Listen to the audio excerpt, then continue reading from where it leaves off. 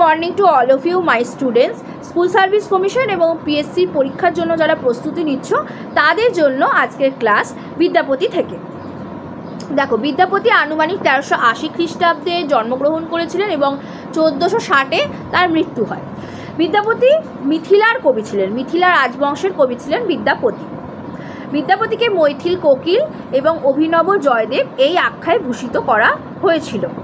বিদ্যাপতির জন্ম হলো বিহারের দ্বারভাঙা জেলার মধুবনী মহকুমার অন্তর্গত বিস্ফি গ্রামে। দেখো, বিহারের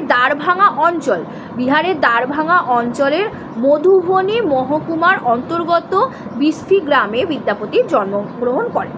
বিদ্যাপতির কৌলিক উপাধি ছিল ঠকুর বা ঠাকুর। বিদ্যাপতি কোন বংশে জন্মগ্রহণ করেছিলেন? বিদ্যাপতি কিন্তু ব্রাহ্মণ বংশে জন্মগ্রহণ করেছিলেন। বিদ্যাপতির পিতার নাম হলো গণপতি। বিদ্যাপতি ছিলেন চৈতন্য পূর্বযুগের কবি। চৈতন্য পূর্বযুগের কবি ছিলেন এই বিদ্যাপতি। বিদ্যাপতির কন্যার নাম ছিল দুলহা। বিদ্যাপতির কোন ভাষায় গ্রন্থ রচনা করেছিলেন? তিনি কিন্তু মৈথিলি, সংস্কৃত এবং অবহট্ট ভাষায় তার গ্রন্থ রচনা করেছিলেন। কবি বিদ্যাপতির পৃষ্ঠপোষক কারা ছিলেন? কীর্তি সিংহ ছিলেন কীর্তি সিংহ, শিব সিংহ, দেবী সিংহ, রানী লক্ষ্মী দেবী, এরা ছিলেন বিদ্যাপতির পৃষ্ঠপোষক। কার কাব্যের ভাষা ভঙ্গিমা রাজকণ্ঠের মণিমালার মতো? উত্তর হবে রাজকণ্ঠের মণিমালার মতো হলো বিদ্যাপতির ভাষা ভঙ্গিমা। চলে যাচ্ছি পরের প্রশ্ন। কবির রচনাগুলির নাম, কবি বিদ্যাপতির রচনাগুলির নাম কি? উত্তর হবে ভূ পরিক্রমা আনুমানিক 1400 খ্রিস্টাব্দ, পুরুষ পরীক্ষা আনুমানিক 1410 খ্রিস্টাব্দ, কীর্তিলতা, কীর্তি পতাকা, এইগুলো সবই কিন্তু বিদ্যাপতির রচনা। 1410-এ লিখেছেন। লিখনাবলী 1418-তে লিখেছেন। গঙ্গা বাক্যাবলী, ব্যারী ভক্তি তরঙ্গিনী ও শৈব সর্বস্বর সার, এইগুলো 1430 থেকে 1440। দুর্গা ভক্তি তরঙ্গিনী তিনি লিখেছিলেন 1440 থেকে 1460-এ। বিভাগসার ও দান বাক্যাবলী, যেটা ছিল 1440 থেকে 1460-এ। বর্ষক্রিয়া, এটা হলো 1440। ভূপরিক্রমা কোন ভাষায় রচনা তিনি করেছিলেন যদি প্রশ্ন আসে? উত্তর হবে সংস্কৃত ভাষায়। ভূপরিক্রমার বিষয়বস্তু ছিল তীর্থ কাহিনীর আদলে, ভৌগোলিক বিবরণ ছিল ভূপরিক্রমার বিষয়বস্তু। এবার দেখো, কীর্তিলতা ও কীর্তি পতাকা এই দুটোই উনি লিখেছেন এবং কীর্তিলতা, কীর্তি পতাকা তিনি কিন্তু লিখেছিলেন অবহট্ট ভাষায়। মাদ্রাসা সার্ভিস কমিশনে কিন্তু এই প্রশ্নটা এসেছিল যে বিদ্যাপতির কীর্তি পতাকা কীর্তিলতা কোন ভাষায় রচিত হয়েছিল? অনেকেই ভুল করে এসেছে, অনেকে সংস্কৃত করে এসেছে, কিন্তু উত্তর হবে অবহট্ট ভাষায়। কীর্তিলতা ও কীর্তি পতাকার বিষয়বস্তু কী ছিল? উত্তর হবে তুর্কি অত্যাচারের ইতিহাস। লিখনাবলীর বিষয়বস্তু কি? উত্তর হবে সংস্কৃত অলঙ্কার শাস্ত্র বিষয়ক গ্রন্থ ছিল এই লিখনাবলী। গঙ্গা বাক্যাবলী, ব্যারী ভক্তি তরঙ্গিনী, শৈব সর্বস্বসারের বিষয়বস্তু কী ছিল? উত্তর হবে স্তোত্র, পূজার্চনা ও শাস্ত্র বিষয়ক গ্রন্থ। পরের প্রশ্ন, দুর্গা ভক্তি তরঙ্গিনীর বিষয়বস্তু কী ছিল? উত্তর হবে স্মৃতিশাস্ত্র সম্বন্ধীয় বিচার গ্রন্থ। পরের প্রশ্ন, বিভাগসার ও দান বাক্যাবলীর বিষয়বস্তু কী ছিল? উত্তর হবে স্মৃতিশাস্ত্র সম্বন্ধীয় বিচার গ্রন্থ।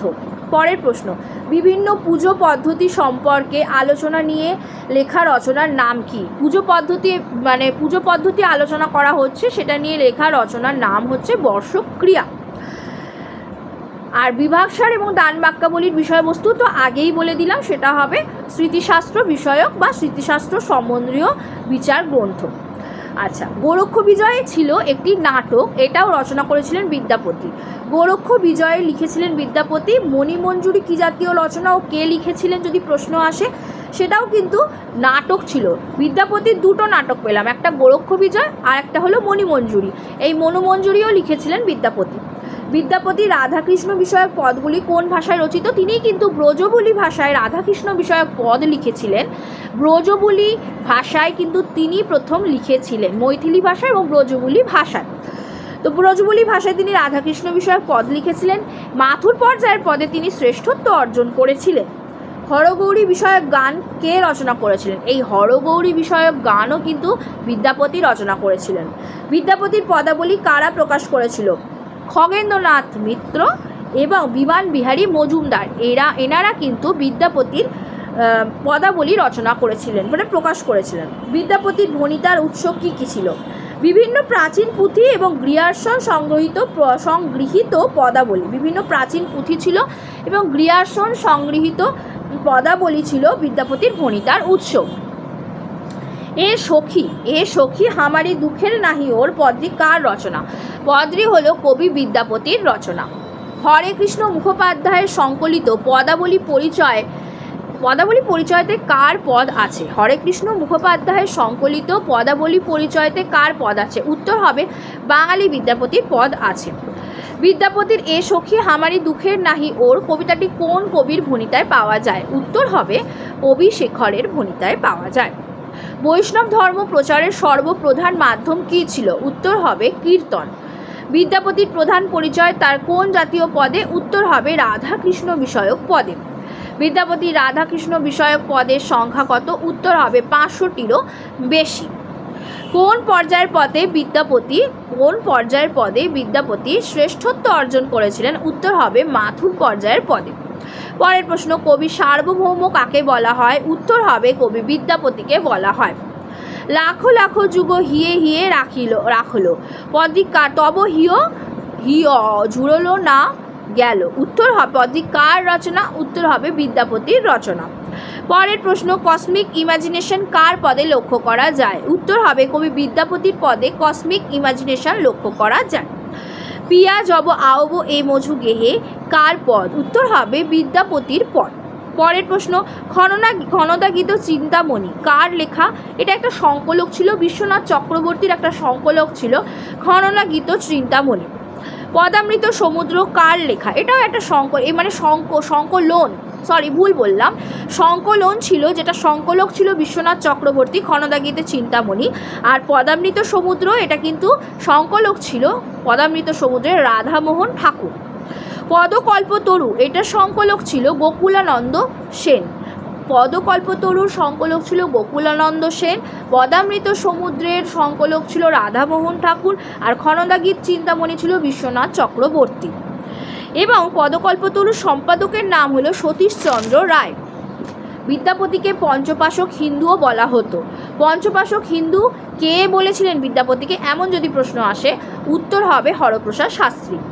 বিদ্যাপতিকে বাইরের কবি কে বলেছিলেন? বাইরের কবি কিন্তু বলেছিলেন অসিত কুমার বন্দ্যোপাধ্যায়। বিদ্যাপতির কবিতা দূরগামিনী বেগবতী তরঙ্গ সংকুলায় নদী কে এই কথা বলেছিল? উত্তর হবে বলেছিলেন বঙ্কিমচন্দ্র চট্টোপাধ্যায়।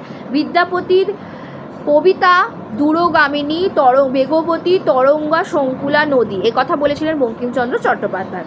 বাঙালি বিদ্যাপতির পাগড়ি খুলিয়া ধুতি চাদর পরাইয়া দিয়াছে কে এই কথা বলেছিল? এ কথা কিন্তু বলেছিলেন দীনেশচন্দ্র সেন।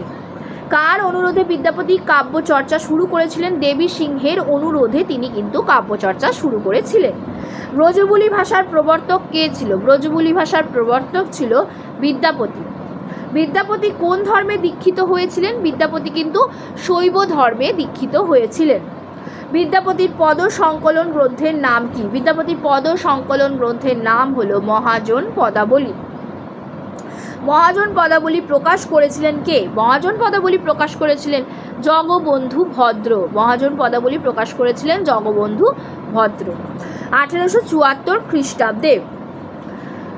তাহলে বিদ্যাপতির পদ সংকলনের নাম যদি জিজ্ঞেস করা হয়, উত্তর হবে মহাজন পদাবলী। আর মহাজন পদাবলী প্রকাশ করেছিলেন জগবন্ধু ভদ্র। পৃষ্ঠপোষক রচনাবলী দেবী সিংহের পৃষ্ঠপোষকতায় তিনি ভূপরিক্রমা রচনা করেছিলেন। কীর্তি সিংহের কীর্তিলতা, শিব সিংহের পৃষ্ঠপোষকতায় কীর্তি সিংহ, পুরাদিত্যের পৃষ্ঠপোষকতায় লিখনাবলী, পদ্মসিংহ বিশ্বাস দেবীর পৃষ্ঠপোষকতাতে তিনি শৈব সর্বস্ব হার, গঙ্গা বাক্যাবলী এইগুলো রচনা করেছিলেন। নরসিংহ ও ধীরামতিতে দান বাক্যাবলী এবং বিভাগসার, এবং ভৈরব সিংহের পৃষ্ঠপোষকতায় তিনি দুর্গা ভক্তি তরঙ্গিনী রচনা করেছিলেন। এই গেল বিদ্যাপতি সম্পর্কে সম্পূর্ণ আলোচনা। মাথুর পর্যায়ের কয়েকটি পদ, যেমন হাত হোক দর্পণ, মাথ হোক ফুল, এটা কিন্তু অবশ্যই মাথুর পর্যায়ের পদ নয়, এটা কিন্তু অনুরাগ পর্যায়ের পদ। এটাও তিনি রচনা করেছেন, এটা বিদ্যাপতির পদ। এটা বলে রাখলাম। বাকি যে সমস্ত পদগুলো আছে সেগুলো কিন্তু অবশ্যই অভিসার পর্যায়, মাথুর বা বিরহ পর্যায়, পূর্বরাগ পর্যায়, এই সমস্ত পর্যায়ের পদ, নিবেদন পর্যায়। তবে মাথুর পর্যায়ের পদে কিন্তু তিনি শ্রেষ্ঠত্ব অর্জন করে গেছেন।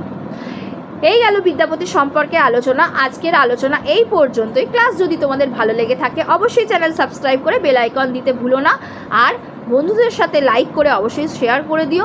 পরের ভিডিওর জন্য অপেক্ষা করো, খুব তাড়াতাড়ি অন্য আলোচনা নিয়ে আসতে চলেছি পরের ভিডিও। ঠিক আছে, আজকের আলোচনা এই পর্যন্তই। Thank you so much. আর কমেন্ট করতে ভুলো না। Thank you.